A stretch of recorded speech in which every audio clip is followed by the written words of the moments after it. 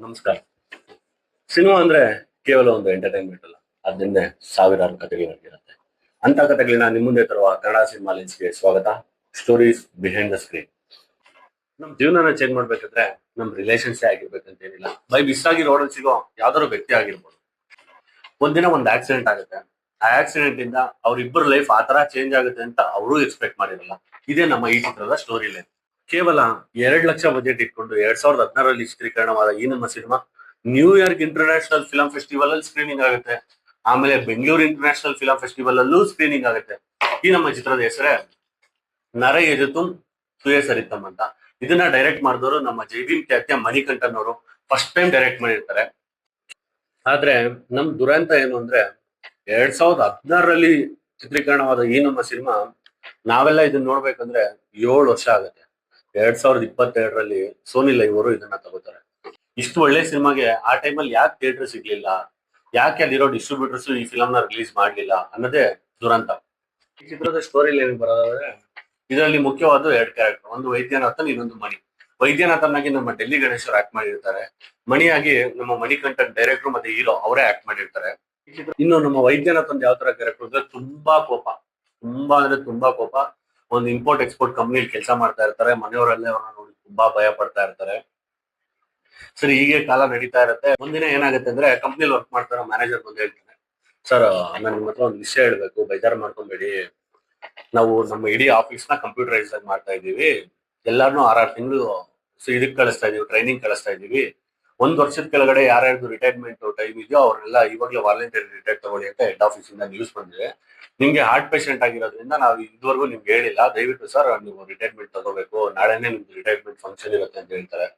ಇಷ್ಟು ವರ್ಷ ಕೆಲಸ ಮಾಡಿದ್ ನಮ್ ಡೆಲ್ಲಿ ಗಣೇಶನ್ ಅವ್ರಿಗೆ ಆಕಾಶನೇ ತಲೆ ಮೇಲೆ ಬಿದ್ದಂಗೆ ಆಗ್ಬಿಡುತ್ತೆ.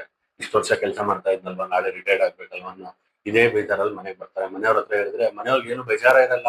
ಮನೆಯವರೆಲ್ಲ ತುಂಬಾ ಖುಷಿ ಪಡ್ತಾರೆ, ಓ ರಿಟೈರ್ಡ್ ಆದ್ರೆ ದುಡ್ಡು ಬರುತ್ತೆ, ಒಳ್ಳೆ ಫಂಕ್ಷನ್ ಮಾಡ್ತಾರೆ, ಅದು ಇದು ಅಂತ. ಸರಿ, ಇದನ್ನೆಲ್ಲ ನೋಡಿ ನಮ್ಮ ವೈದ್ಯನಾಥ್ ಅನ್ನೋರು ತುಂಬಾ ಬೇಜಾರಾಗತ್ತೆ. ಸರಿ, ನಾಳೆ ಬೆಳಗ್ಗೆ ಆಫೀಸ್ಗೆ ಹೋಗ್ತಾರೆ. ಆಫೀಸಲ್ಲಿ ರಿಟೈರ್ಮೆಂಟ್ ಫಂಕ್ಷನ್ ಮಾಡ್ತಾರೆ. ಆಫೀಸಲ್ಲಿ ಸರಿ ರೆಸ್ಪಾನ್ಸ್ ಮಾಡಲ್ಲ. ಎಲ್ಲ ಕೆಲಸದವ್ರು ಅವ್ರ ಪಾಡ್ಗವ್ರು ಇರ್ತಾರೆ. ಅಯ್ಯೋ ಇವ್ರಿಗೋಸ್ಕರ ನಾನು ಇಷ್ಟೆಲ್ಲ ಕಷ್ಟಪಟ್ಟ ಇಷ್ಟು ವರ್ಷ ಅಂತ ವೈದ್ಯನಾಥ್ ಅನ್ನೋರು ತುಂಬಾ ಬೇಜಾರಾಗಿ ಅದೇ ಬೇಜಾರಲ್ಲಿ ಮನೆಗೆ ಬರ್ತಾರೆ. ಮನೆಗೆ ಬಂದು ಹೆಂಡತಿ ಹತ್ರ ನಡೆದಿದ್ದೆಲ್ಲ ಹೇಳ್ತಾರೆ. ಹೆಂಡತಿ ಕಡೆಯಿಂದನೂ ಕರೆಕ್ಟ್ ಆಗಿ ರೆಸ್ಪಾನ್ಸ್ ಬರ್ತಾ ಇರಲ್ಲ. ಸರಿ ಆಯ್ತು, ಇವಾಗ ಬೆಳಗ್ಗೆ ಎದ್ರೆ ಯಾವಾಗೂ ವೈದ್ಯನಾಥ್ ಅನ್ನೋರೆ ಫಸ್ಟ್ ಸ್ನಾನ ಮಾಡೋದು, ಕಾಫಿ ಟಿಫನ್ ಎಲ್ಲ ರೆಡಿ ಇರುತ್ತೆ. ಯಾಕಂದ್ರೆ ಕೆಲ್ಸಕ್ಕೆ ಹೋಗ್ತಾ ಇರ್ತಾರಲ್ವಾ. ಅದೇ ಬೆಳಗ್ಗೆ ಎದ್ರೆ ಅವ್ರ ಮಗ ಫಸ್ಟ್ ಸ್ನಾನಕ್ಕೆ ಹೋಗ್ತಾ ಇರ್ತಾನೆ. ಎಲ್ಲಾ ಮಗನ್ಗೆ ಟಿಫನ್ ಎಲ್ಲ ಅವ್ರಿಗೆ ರೆಡಿ ಆಗ್ತಾ ಇರತ್ತೆ. ಇದನ್ನೆಲ್ಲ ನೋಡಿದ್ದು ವೈದ್ಯನಾಥ್ ಅನ್ನೋರು ತುಂಬಾ ಬೇಜಾರಾಗುತ್ತೆ. ನೋಡಪ್ಪ, ನಾನು ಇಷ್ಟೆಲ್ಲಾ ಮಾಡೋದ್ನಲ್ವಾ, ನೋಡಿ ನನ್ನ ಹತ್ರ ಕೆಲ್ಸ ಇಲ್ಲ, ಮನೆಯವರು ರೆಸ್ಪೆಕ್ಟ್ ಕೊಡ್ತಾ ಇಲ್ಲ ಅಂತ ಫೀಲ್ ಮಾಡ್ಕೊಳಕ್ ಸ್ಟಾರ್ಟ್ ಆಗ್ತಾರೆ. ಇದೇ ಫೀಲಿಂಗ್ ಅಲ್ಲಿ ಫುಲ್ಲು ಕುಡಿದು ಗಾಡಿಲಿ ಬರ್ತಾ ಇರ್ಬೇಕಾದ್ರೆ ಒಬ್ಬ ವ್ಯಕ್ತಿ ಗಾಡಿಲಿ ಬಿಟ್ಬಿಡ್ತಾರೆ. ಆ ವ್ಯಕ್ತಿ ಯಾರು ಅಂದ್ರೆ ನಮ್ಮ ಹೀರೋ ಮಣಿಕಂಠನ್. ಗಾಡಿ ಗುದ್ದಿದ್ದಾದ್ಮೇಲೆ ಮಣಿ ಅವ್ರು ಇವ್ರಿಗೆ ವೈದ್ಯನಾಥನ್ ಬೈತಾನೆ, ಏನ್ರಿ ಇಷ್ಟು ವಯಸ್ಸಾಗೈತೆ ನಿಮ್ಗೆ, ಇವಾಗೂ ಕುಡ್ಕೊಂಡ್ ಬಂದಿದ್ದೀರಲ್ಲ, ಬುದ್ಧಿ ಇಲ್ಲ, ಹಂಗೆ ಹಿಂಗೆ ಅಂದಾಗ ವೈದ್ಯನಾಥನ್ ತುಂಬಾ ಕೋಪ ಬಂದು ಮಣಿಗ್ ಬಾಯಿಗೆ ಬಂದಂಗ್ ಬೈದು ಒಂದು ಕಪಾಳಕ್ಕೆ ಹೊಡೆದ್ಬಿಡ್ತಾರೆ. ಮಣಿ ಸುಮ್ನೆ ಇರ್ತಾನ. ಮಣಿ ತಿರುಗಿಸ್ ಒಂದ್ ಕಪಾಳಕ್ಕೆ ಹೊಡಿತಾನೆ. ವೈದ್ಯನಾಥನ್ ಕೆಳಗ್ ಬಿದ್ದೋಗ್ಬಿಡ್ತಾನೆ. ಅವನ್ನ ನೀರಾಗ್ಸೆಲ್ಲ ಎಪ್ಸಿ ವೈದ್ಯನಾಥನ್ ಎದ್ಮೇಲೆ ಮಣಿ ನೋಡಿ ತುಂಬಾ ಬೇಜಾರ್ ಮಾಡ್ಕೊಂತಾರೆ. ತುಂಬಾ ಸಾರಿ ಕೇಳ್ತಾರೆ, ನೋಡಪ್ಪ ಫಸ್ಟ್ ಟೈಮ್ ನನ್ನ ಲೈಫಲ್ಲಿ ಕುಡ್ದಿರೋದು, ಈ ತರ ಬೇಜಾರಾಯ್ತು, ಅದಕ್ಕೆ ಕುಡ್ದಿದ್ದೀನಿ, ದಯವಿಟ್ಟು ನನ್ನ ಕ್ಷಮಿಸ್ಬಿಡು, ನೀನು ಹೊಡೆದ್ಬಿಟ್ಟೆ, ಅದು ಇದು ಅಂತೆಲ್ಲ ಕೇಳ್ತಾರೆ.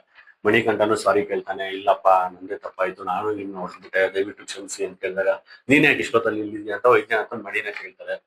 ಮಣಿ ಎಲ್ಲ ಹೇಳ್ತಾನೆ, ನೋಡಿ ಈ ತರ ನಾನು ಹಳ್ಳಿಯಿಂದ ಬಂದು ಈ ತರ ಫ್ರೆಂಡ್ ರೂಮ್ ಅಲ್ಲಿ ಇದ್ದೀನಿ, ಕೆಲಸ ಹುಡುಕ್ತಾ ಇದ್ದೀನಿ, ಕೈಯಲ್ಲಿ ದುಡ್ಡಿಲ್ಲ, ಕೆಲ್ಸಾನು ಯಾವ್ದು ಸಿಗ್ತಾ ಇಲ್ಲ, ಊಟಕ್ಕೂ ಕಾಸಿಲ್ಲ ನನ್ನ ಹತ್ರ, ಈ ತರ ಕೆಲಸ ಹುಡ್ಕೊಂಡು ಇಂಟರ್ವ್ಯೂ ಕೆಲ್ಸಕ್ಕೆ ಹೋಗಿದ್ದೆ, ಅಲ್ಲಿ ಕೆಲಸ ಸಿಗದೆ ಇವಾಗ ಮನೆಗೆ ಹೋಗ್ತಾ ಇದ್ದೀನಿ ಅಂತ ಹೇಳ್ತಾನೆ. ಇದನ್ನ ನೋಡಿ ವೈದ್ಯನಾಥನ್ ತುಂಬಾ ಬೇಜಾರಾಗುತ್ತೆ. ಪಾಪ ಊಟಕ್ಕೂ ಗತಿ ಇಲ್ದಿದ್ದು ಒಬ್ಬ ವ್ಯಕ್ತಿನ ಗಾಡಿ ಬಿಟ್ಬಿಟ್ಟು ನಾನು ಹೊಡೆದ್ಬಿಟ್ನಲ್ಲ ಅಂತ ತುಂಬಾ ಬೇಜಾರಾಗುತ್ತೆ. ತುಂಬಾ ಸಾರಿನೂ ಕೇಳ್ತಾರೆ ಮಣಿಕಂಠನ್ ಅವ್ರನ್ನ. ಪಾಪ ಇಲ್ಲಿಂದ ಅವ್ರ ಫ್ರೆಂಡ್ಶಿಪ್ ಸ್ಟಾರ್ಟ್ ಆಗುತ್ತೆ. ಮಣಿ ಒಂದಿನ ಬೆಳಗ್ಗೆ ಒಂದ್ ಬಸ್ ಸ್ಟಾಪ್ ಅಲ್ಲಿ ಕೂತಿರ್ತಾರೆ. ಬಸ್ ಸ್ಟಾಪ್ ಅಲ್ಲಿ ಕೂತಿರ್ಬೇಕಾದ್ರೆ ಅದೇ ಟೈಮ್ ವೈದ್ಯನಾಥನ್ ಬರ್ತಾರೆ. ಏನ್ ಮಣಿ ಇಲ್ಲಿ ಕೂತಿದೆ ಅಂತ ಕೇಳಿದಾಗ, ಇಲ್ಲ ಸರ್ ಇದೇ ತರ ಟೀ ಕುಡಿಯಕ್ ಬಂದೆ. ಅವಾಗ ವೈದ್ಯನಾಥನ್ ಫ್ಲಾಶ್ ಆಗುತ್ತೆ, ಓ ಆ ಟೀನಾ, ಸರಿ ನಾನು ಬರ್ತೀನಿ ಬಾ ಅದೇ ಅಂಗಡಿಗೆ ಅಂತ ಬಂದಾಗ ಅಲ್ಲಿ ಟೀ ಕೇಳಿದ್ರೆ ಆ ಟೀ ಅಂಗಡಿಯವನು ಏನೂ ರೆಸ್ಪಾನ್ಸ್ ಮಾಡ್ತಾ ಇರಲ್ಲ. ಮಣಿಗ್ ಬಾಯಿಗೆ ಬಂದಂಗ್ ಬೈತಾ ಇರ್ತಾನೆ, ಸರ್ ಅವ್ನ ಹತ್ರ ಕಾಸು ಗತಿ ಇಲ್ಲ, ಅವನ ಜೊತೆ ಬಂದಿದ್ದೀರಾ ನೀವು, ಅದು ಇದು ಅಂತ. ಆವಾಗ ಏನ್ ಮಾಡ್ತಾರೆ, ವೈದ್ಯನಾಥನ್ ಒಂದ್ 1000 ರೂಪಾಯಿ ಕಾಸು ಎತ್ತಿ ಆ ಟೀ ಅಂಗಡಿಯವ್ರು ಕೊಟ್ಟು, ನೋಡಪ್ಪ ಇವ್ನ್ ಎಷ್ಟು ಐತೆ ಸಾಲ ಇಲ್ಲಿವರೆಗೂ ಕ್ಲಿಯರ್ ಮಾಡ್ಕೊ, ಇನ್ ಯಾವಾಗ್ಲೇ ಬಂದು ಟೀ ಕೇಳಿದ್ರು ಟೀ ಕೊಡು ಅಂತ. ಇಲ್ಲಿಂದ ಇವ್ರಿಬ್ರು ಫ್ರೆಂಡ್ಶಿಪ್ ಸ್ಟಾರ್ಟ್ ಆಗುತ್ತೆ. ಇದೇ ತರ ಡೈಲಿ ಮೀಟ್ ಮಾಡ್ತಾ ಇರ್ತಾರೆ. ಆಮೇಲೆ ಮಣಿ ಇವ್ರು ವೈದ್ಯನಾಥನ್ ಅವ್ರು ಕೇಳ್ತಾನೆ, ಯಾಕೆ ಈ ತರ ನೀವ್ ಯಾಕೆ ಅವ್ರು ಕುಡ್ದಿದ್ರಿ ಹಂಗೆ ಹಿಂಗೆ ಅಂತ ಕೇಳಿದಾಗ ವೈದ್ಯನಾಥನ್ ಎಲ್ಲ ಹೇಳ್ತಾರೆ, ನೋಡಪ್ಪ ನಾ ಈ ತರ ಮನೇಲಿ ರೆಸ್ಪೆಕ್ಟ್ ಇಲ್ಲ ನಂದು, ಅವ್ರು ರೆಸ್ಪೆಕ್ಟ್ ಕೊಡ್ತಾ ಇಲ್ಲ ಇವ್ರು ಎಲ್ಲ ಅಂದಾಗ ಮಣಿ ಒಂದೊಂದೇ ಬಿಡ್ಸೋರ್ಗೆ ಹೇಳ್ತಾನೆ, ಇಲ್ಲ ಸರ್ ಈ ತರ ನೀವ್ ಈ ತರ ಚೇಂಜ್ ಆಗ್ಬೇಕು, ಈ ತರ ಚೇಂಜ್ ಆಗ್ಬೇಕು ಅಂತ. ಅದೇ ತರ ವೈದ್ಯನಾಥನ್ ಅವರು ಮಣಿಗೆ ಸಜೆಷನ್ ಕೊಡ್ತಾ ಇರ್ತಾರೆ, ನೋಡಪ್ಪ ನೀವ್ ಈ ತರ ಚೇಂಜ್ ಆಗ್ಬೇಕು ಈ ತರ ಅಂತ.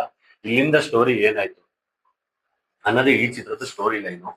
ತುಂಬಾ ಇಂಟ್ರೆಸ್ಟಿಂಗ್ ಆಗಿದೆ, ತುಂಬಾ ಎಮೋಷನಲ್ ಆಗಿದೆ.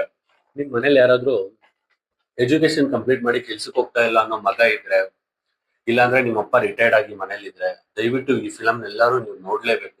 ತುಂಬಾ ಅಂದ್ರೆ ತುಂಬಾ ಎಮೋಷನಲ್ ಆಗಿದೆ. ಎಲ್ಲರಿಗೂ ಅನ್ಸುತ್ತೆ ಅಯ್ಯೋ ಇದು ನಮ್ಮನೆ ಸ್ಟೋರಿನೇ ಅಲ್ವಾ ಅಂತ. ಈ ತರ ಫಿಲಮ್ ನಾವು ಥಿಯೇಟರ್ ಅಲ್ಲಿ ಯಾಕೆ ಮಿಸ್ ಮಾಡ್ಕೊಂಡ್ರಿ ಅಂತ ನಮ್ಗೆ ಇವಾಗ ತುಂಬಾ ಬೇಜಾರಾಗ್ತಿದೆ. ಯಾರ್ಯಾರು ಈ ಫಿಲಮ್ ನೋಡ್ಬೇಕು ಅನ್ಕೊಂಡಿದ್ದೀರಾ ದಯವಿಟ್ಟು ಹೋಗಿ ಸೋನಿ ಲೈವ್ ಅಲ್ಲಿ ಇದೆ, ದಯವಿಟ್ಟು ಎಲ್ಲಾರು ಹೋಗಿ ಫಿಲಮ್ ನೋಡಿ. ತುಂಬಾ ಅಂದ್ರೆ ತುಂಬಾ ಎಮೋಷನಲ್ ಆಗಿದೆ. ಈ ಫಿಲಮ್ ನಿಮ್ಗೆ ಇಷ್ಟ ಆಯ್ತು ಅಂದ್ರೆ ನೀವು ಬಂದು ನನ್ನ ವಿಡಿಯೋಗೆ ಒಂದು ಲೈಕ್ ಕೊಡಿ, ಶೇರ್ ಕೊಡಿ, ಆದ್ರೆ ಸಬ್ಸ್ಕ್ರೈಬ್ ಮಾಡಿ. ಇಷ್ಟೇ ನಾನು ಕೇಳ್ಕೊಳ್ಳೋದು. ಇದೇ ತರ ಸಪೋರ್ಟ್ ಮಾಡ್ತಾ ಇರಿ. Thank you so much.